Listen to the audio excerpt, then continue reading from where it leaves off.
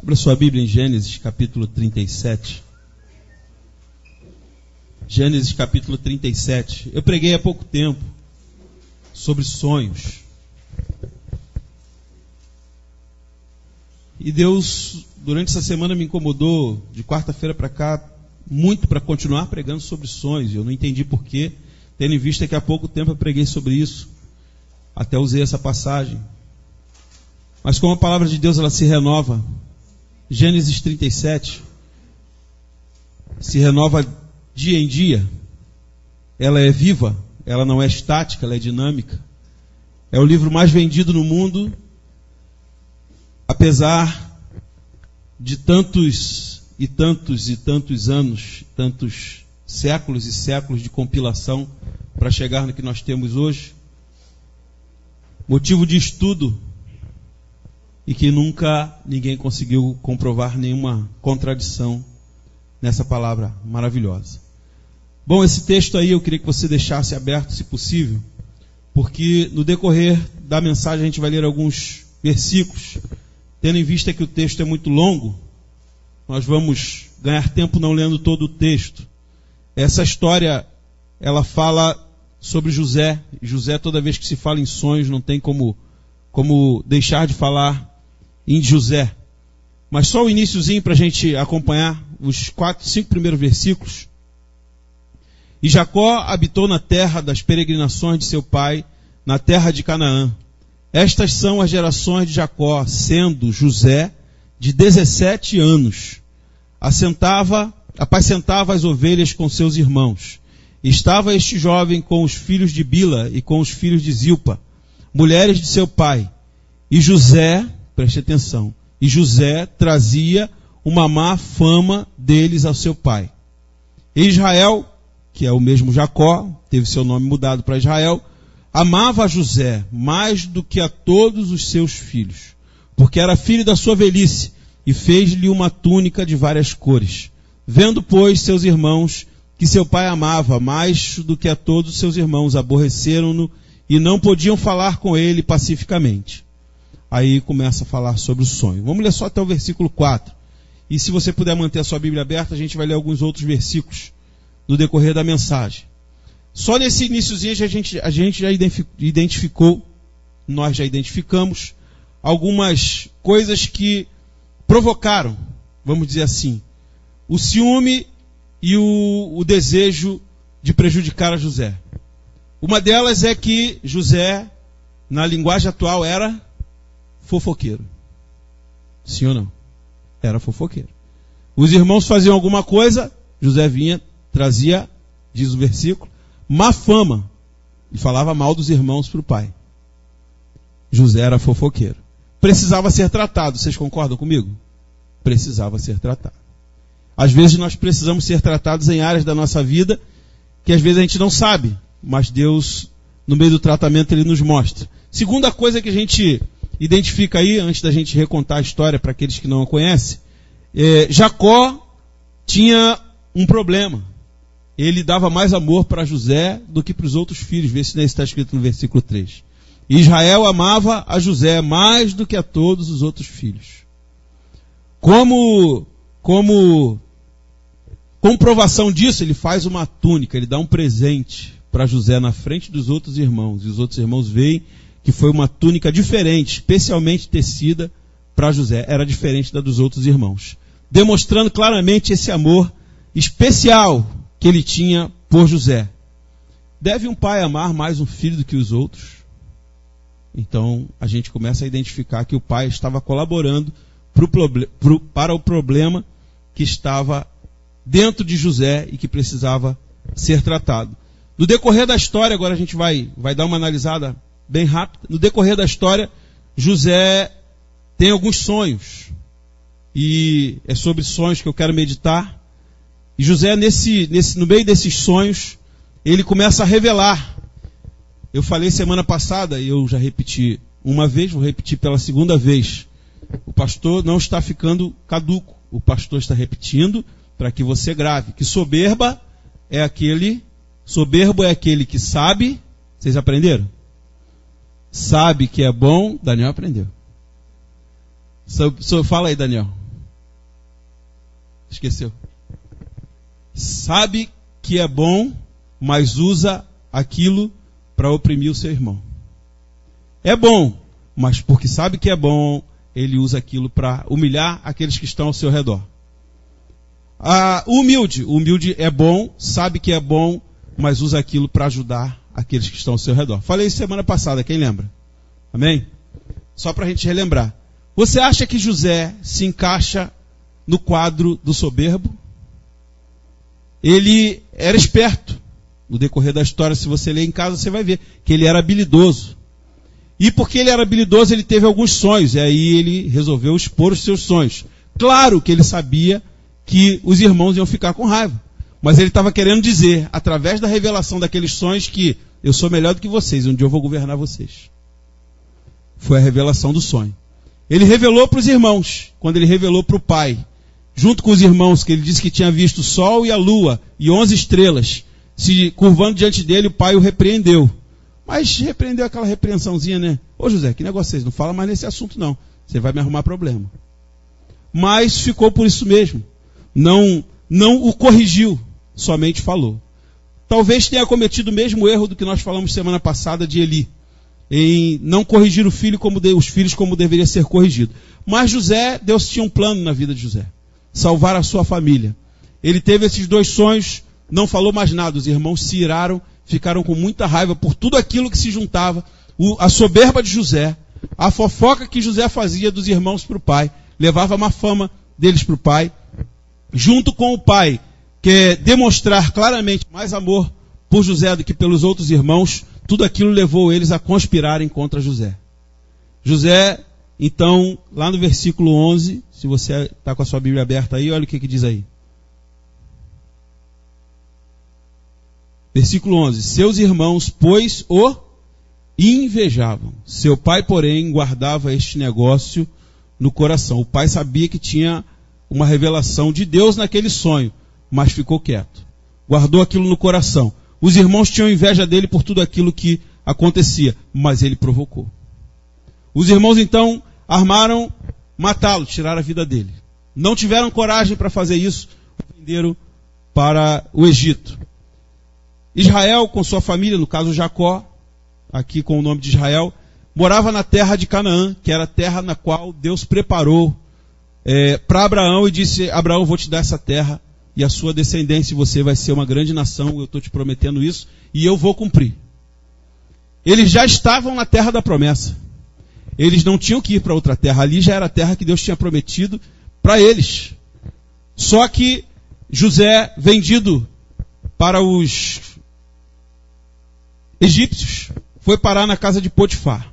Lá José, estou recontando a história só para a gente entender e chegar lá na parte dos sonhos. José lá, ele, mesmo sendo escravo, diz a palavra que ele foi próspero. A prosperidade estava nele, independente da condição que ele estava. Portanto, a gente começa a ver alguma diferença entre a igreja moderna, que diz que a gente tem que correr atrás da bênção. A bênção segue aqueles que estão no Senhor. O Senhor era com ele. A gente vê 3 passagens falando isso aí, ó. Capítulo 39. Se você puder, passa uma folhinha na sua Bíblia, você vai chegar no capítulo 39, versículo 2. Olha o que diz aí. E o Senhor estava com José. Onde é que ele estava? Na casa de Potifar, como escravo. Versículo 3. E o Senhor estava com José, e foi varão próspero. Versículo 21 desse mesmo capítulo. O Senhor, porém, estava com José, e estendeu sobre ele a sua benignidade. José, nesse momento aqui, já estava dentro da cadeia. José estava no cárcere, e o Senhor era com ele. Versículo 23, lá no meio do versículo diz assim: porquanto o Senhor estava com ele, e tudo que ele fazia, o Senhor prosperava. Nesse estágio aqui, José já tinha sido tratado o suficiente.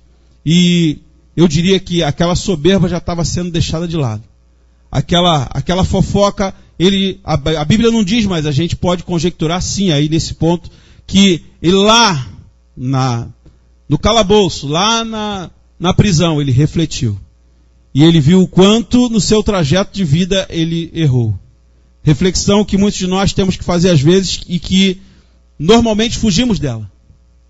Porque admitir que estamos errados é admitir que a gente tem que mudar. E nem sempre estamos dispostos a mudar. É assim ou não é? Para poder haver mudança em mim, eu preciso admitir primeiro que eu estou errado. Se eu não admitir o meu erro, como eu vou gerar mudança? Se eu não fizer uma análise de mim mesmo, como eu vou mudar e ser um ser humano melhor e ser alguém mais capaz e ser alguém segundo o coração e a vontade de Deus, se eu acho que está tudo bem na minha vida? Às vezes a nossa análise ela é só superficial, ela não vai lá dentro. A gente não mergulha dentro de nós mesmos para descobrir as nossas mazelas. E aí Deus permite que a gente entre em momentos difíceis na vida. Passe por provas, passe por tribulações. Para a gente olhar não para aquilo que está ao nosso redor, mas para nós mesmos. E vermos o quanto nós somos, eu vou usar uma palavra forte, mas o quanto nós somos miseráveis diante daquele que é o santo do santo do santo do santo. Bom, diante do santo, como aconteceu lá com Isaías, a gente só pode admitir uma coisa, o quanto nós somos miseráveis e termos que mudar. O quanto nós precisamos exercitar a mudança na nossa vida. Isso aí não é fácil. No meio da nossa caminhada aparecem sempre os ladrões de sonhos. Foi assim na vida de José. Os ladrões estavam bem próximos, estavam distantes não. Os ladrões não eram aqueles que ele cruzou na rua. Os ladrões estavam dentro de casa. Inveja estava dentro do lar. Culpa, no caso aqui, em parte do pai, mas também de José, em provocar essa inveja nos irmãos. E os irmãos tentaram destruir os sonhos de José. Tentaram fazer com que aquilo tornasse nulo. Só que os sonhos de Deus na sua vida, eles não podem morrer. Os nossos sonhos podem morrer, os de Deus não. Aquilo que Deus projetou e programou para você, aquilo que Ele pensou para a sua vida, isso não pode morrer. Só se nós quisermos matar. Os sonhos de Deus para nós, eles não morrem nunca. Deus planejou. Deus sonhou com você lá no ventre da sua mãe. Agora, nós podemos sim mudar a história com as nossas próprias mãos. Por isso nós temos livre-arbítrio. Isso é o livre-arbítrio. Se a gente quiser mudar, a gente pode mudar. Eu costumo dizer, falei isso no outro dia, quando fui perguntado, já falei algumas vezes, que Deus, quando a gente nasce, Ele já escreveu a história. E a gente, muitas vezes, alguns acreditam em destino, né? E Deus, eu acredito também em destino, dessa forma. Nós todos fomos destinados a ir para o céu e a servir a Jesus. Você crê nisso? Porque a Bíblia diz que a vontade de Deus é que nenhum de nós se perca. Amém?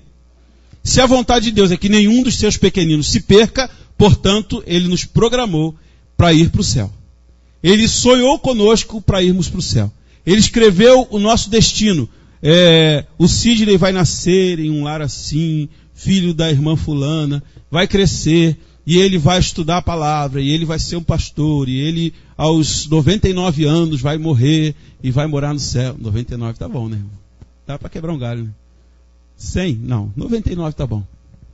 99 vai morrer, velho e farto de dias, e vai ver os seus filhos, seus netos, seus bisnetos. Essa é a história de Deus. Todos eles vão ser servos meus servos, todos eles vão me glorificar, me adorar. Eu penso que essa é a história que Deus escreveu. Só que eu tenho poder. Aí Deus pega e me dá um caderno, Ele escreveu a lápis. Porque eu tenho livre-arbítrio. E aí Ele me dá um caderno, um lápis e uma borracha na mão. Fala assim, agora você faz a sua história. Isso é o que eu pensei para você, mas você tem liberdade de mudar. Você tem liberdade de mudar. Aí a gente acha que sabe muito, nós achamos que somos muito espertos e vamos reescrever a nossa história. Afinal de contas, da nossa forma, é melhor. E aí a gente então apaga, essa linha aqui não está boa não. Eu não vou me converter ao jovem, quando for jovem. Eu vou me converter só aos 80 anos de idade. Bom, mas a gente não sabe no final da história se é aos 79.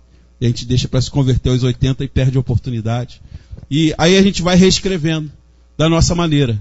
Só que ao longo da vida a gente vai descobrindo que a nossa maneira é a pior. Aquilo que Deus sonhou era o melhor. E a gente só descobre ao longo da vida que isso aí, aquilo que a gente quer aos nossos olhos a gente escreve a nossa história e a gente é limitado, e porque a gente é limitado, a gente não enxerga lá na frente e a gente vai escrevendo de forma distorcida. Quando no meio do caminho a gente lembra que Deus um dia escreveu uma história linda e a gente reconhece Jesus como Salvador, então Deus retoma a nossa vida e começa a reescrever a nossa história. E aí sim, a história começa a ser mudada, porque Deus reassumiu o controle da sua vida. Mas para isso é preciso que a gente entregue a nossa vida a Ele. Voltando aqui para José, as palavras daqueles que eram invejosos, normalmente, talvez você já tenha passado por isso, você quer alguma coisa, você sonha com determinada coisa, e aí vem os ladrões de sonhos e diz assim, você não é capaz. Você não pode. Você não vai conseguir. Olha para você, rapaz. Quantas vezes disseram isso para você? Que você não pode, que você não é capaz, que você não nasceu para isso. Tentando destruir os seus sonhos, tentando destruir aquilo aonde você quer chegar, aquilo que você sonhou, aquilo que você deseja, aquilo que você almeja, se isso está em Deus. Não receba as palavras dos ladrões de sonhos, que querem tirar você do foco e mudar o rumo da sua vida, para que no futuro você amargue. Você não nasceu para isso. Normalmente a gente ouve isso, e normalmente isso vem dos invejosos. E às vezes os invejosos estão do nosso lado. Às vezes os invejosos estão até mesmo dentro do nosso lar. Eles planejaram matar José. José foi traído, José foi vendido, e aí o Senhor estava com ele, porque o Senhor estava com ele. Ele não desistiu dos seus sonhos. Ele não parou de sonhar. Eu fui perguntado, fui questionado por uma pessoa. Qual é a diferença entre sonho e desejo? Já parou para pensar nisso? E eu fiquei sem resposta. Eu não sabia o que responder. Qual é a diferença entre sonho e desejo? Depois de muito orar e de muito pesquisar, eu acho que eu cheguei a uma conclusão. Posso até mudá-la. Mas a princípio, eu acho que as duas coisas são sinônimas. As duas coisas são iguais. Ou muito parecidas.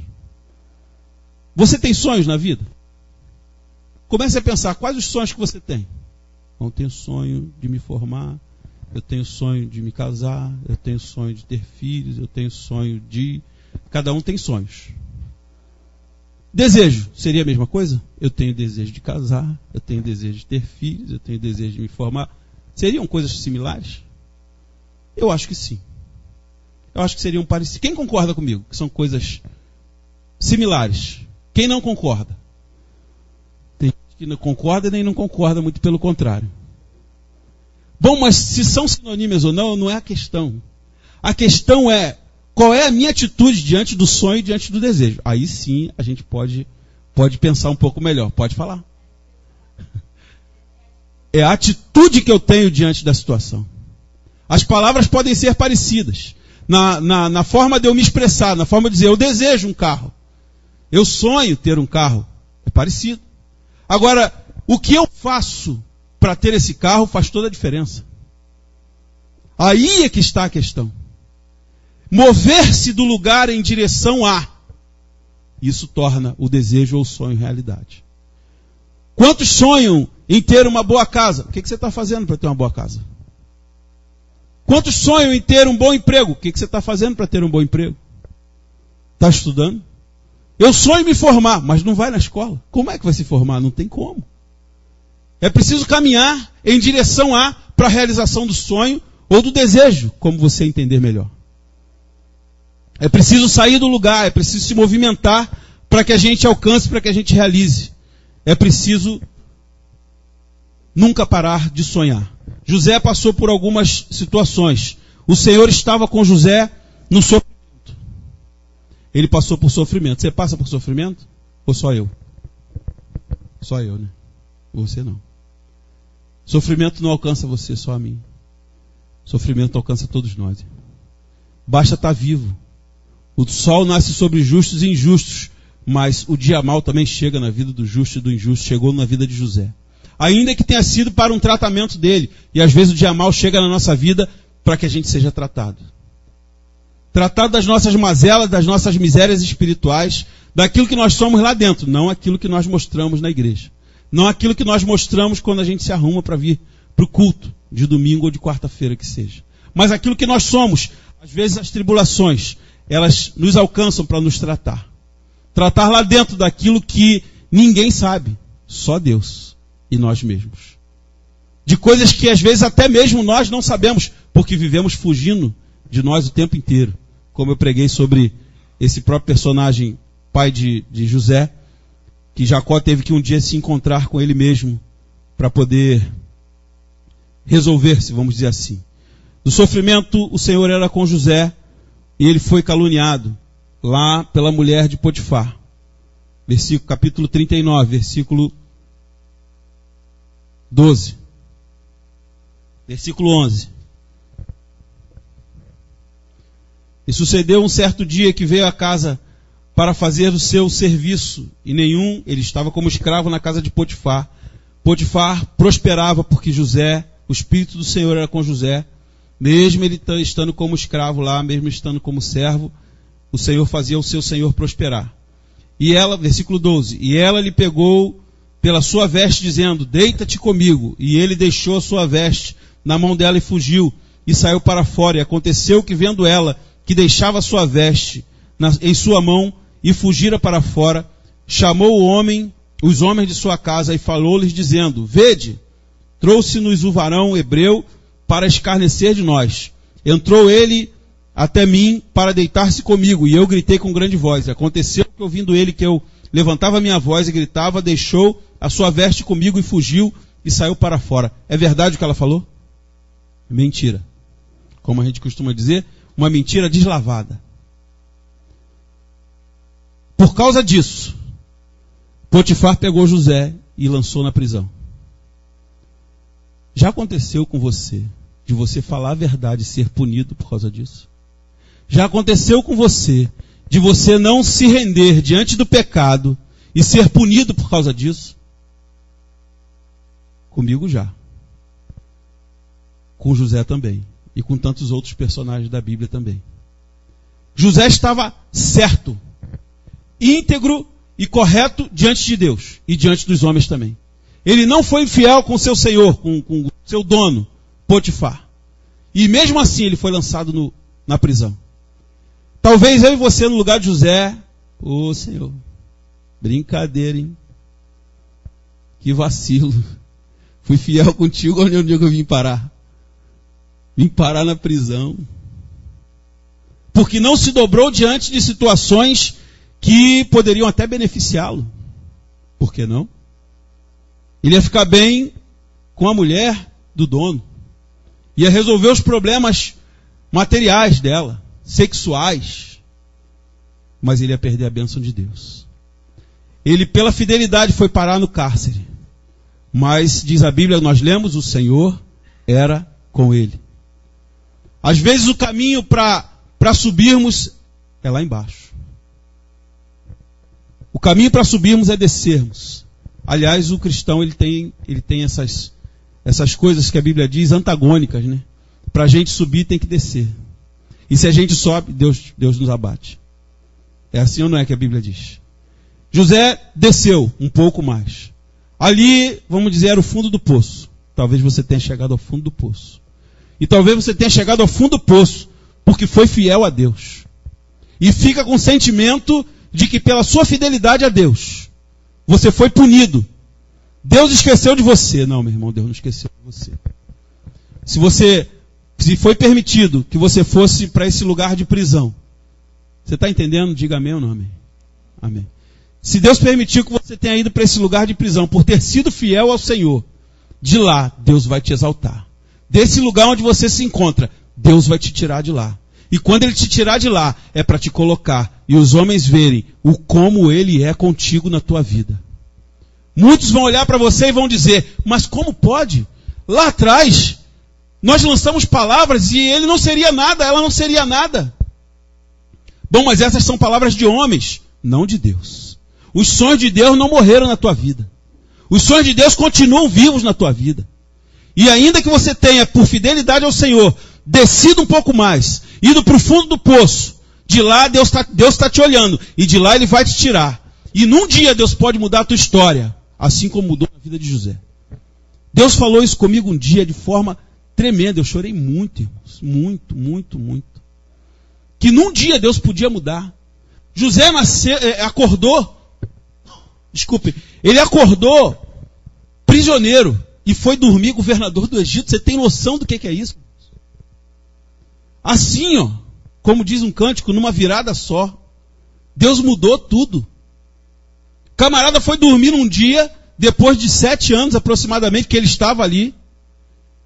Mas ele estava fazendo a parte dele. Ele interpretou o sonho do padeiro, dos outros lá, e falou assim, ó, fala com o faraó que eu estou aqui, eu interpreto o sonho.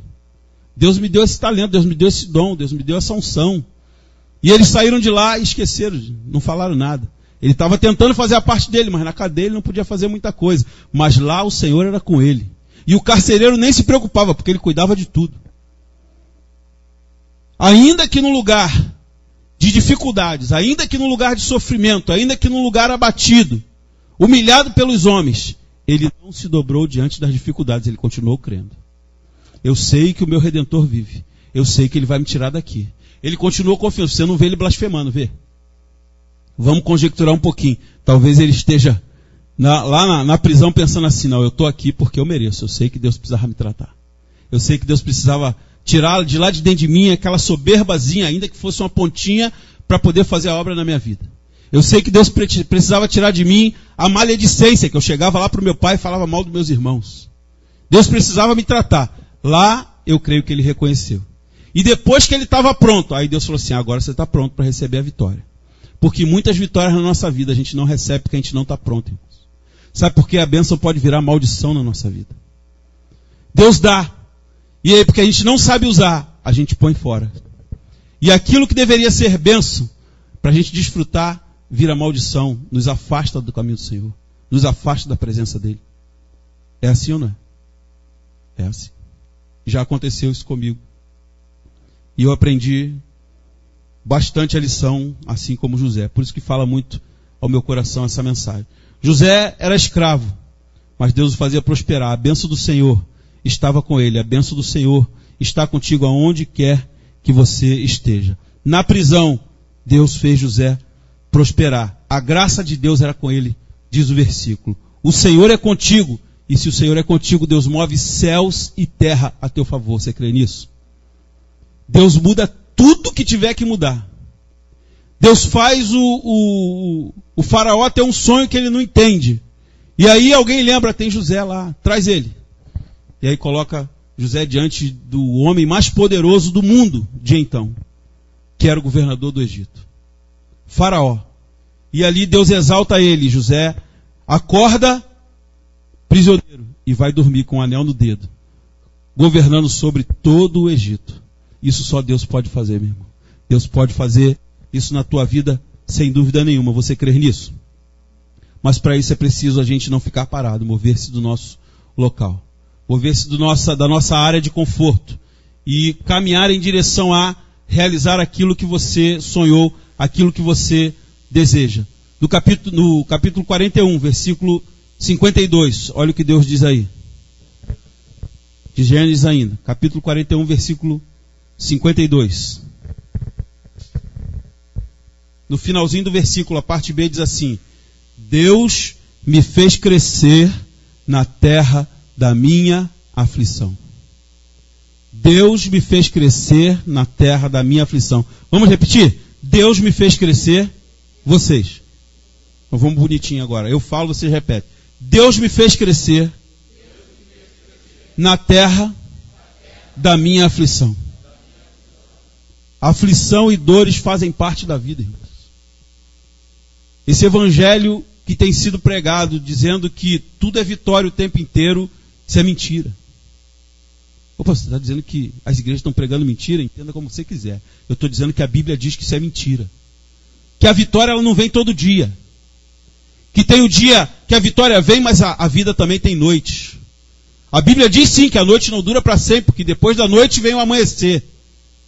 Um novo dia vai raiar. Não existe noite eterna, não existe noite que dure para sempre.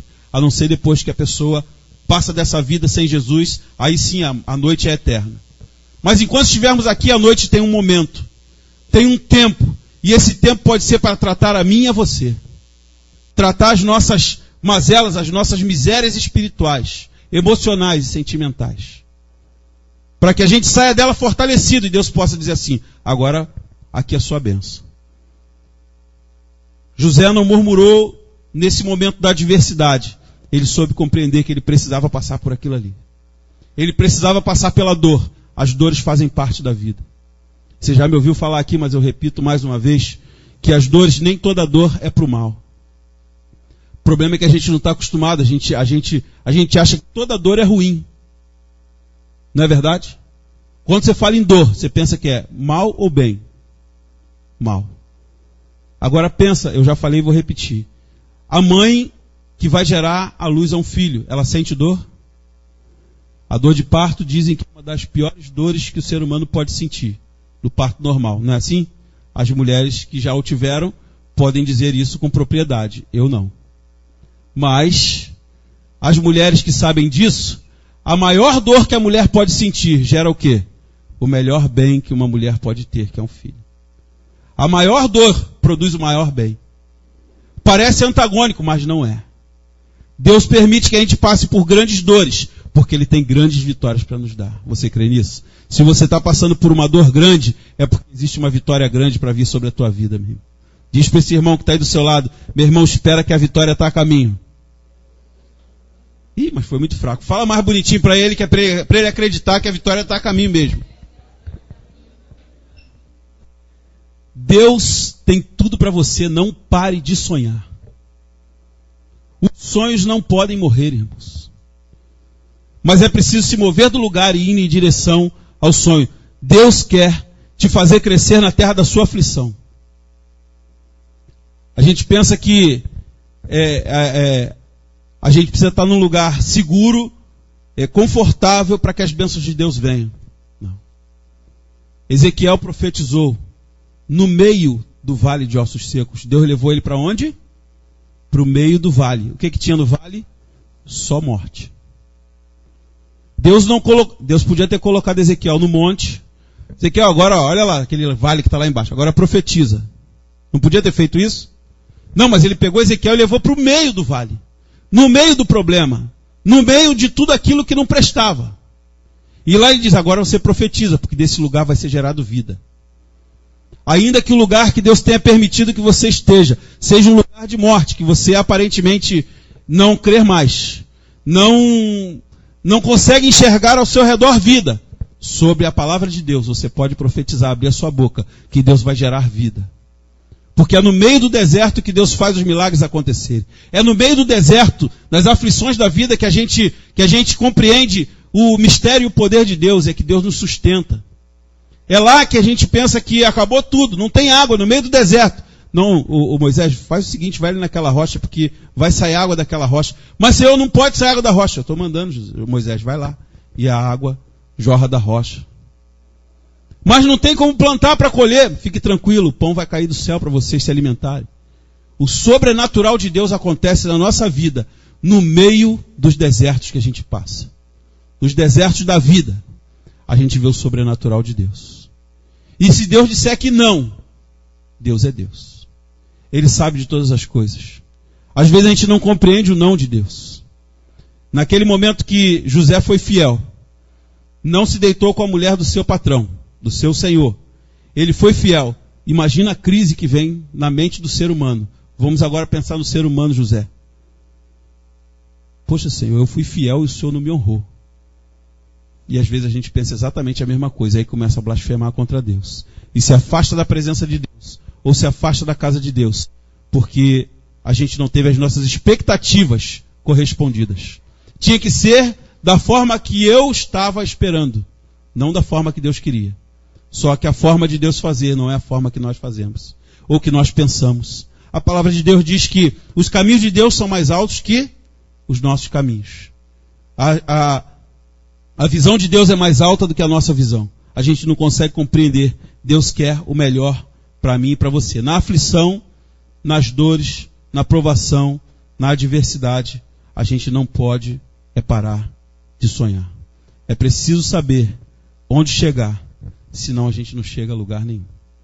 Você quer continuar sonhando, continue sonhando, mas precisa sonhar concreto. Dá para sonhar concreto, pastor, mas sonho não é abstrato. Não, eu sei onde eu quero chegar. O meu sonho está lá. Bom, sonho ou desejo da forma que você quiser chamar. Sonho e desejo está lá. Lá eu quero chegar. O que eu preciso fazer para chegar lá? O que você precisa fazer para chegar lá? Você sabe? Então comece a fazer agora. Não espere para daqui a 2, 3, 10, 20 anos. Comece agora. Comece a se movimentar do lugar, porque senão você não vai chegar lá. Primeiro é preciso saber aonde você quer chegar. Se você não souber aonde você quer chegar, você não vai chegar a lugar nenhum. Vai? Eu não sei onde eu quero chegar. Eu sonho, mas eu sonho em ter, mas não me movimento. Eu sonho em ter, mas não sei como chegar lá. Então eu não sei onde é lá e lá eu não vou chegar, porque eu vou ficar pelo meio do caminho como muitos ficam na vida. Amém? Vamos ficar de pé? Vamos louvar o Senhor? Dê um aplauso forte ao Senhor. Aleluia.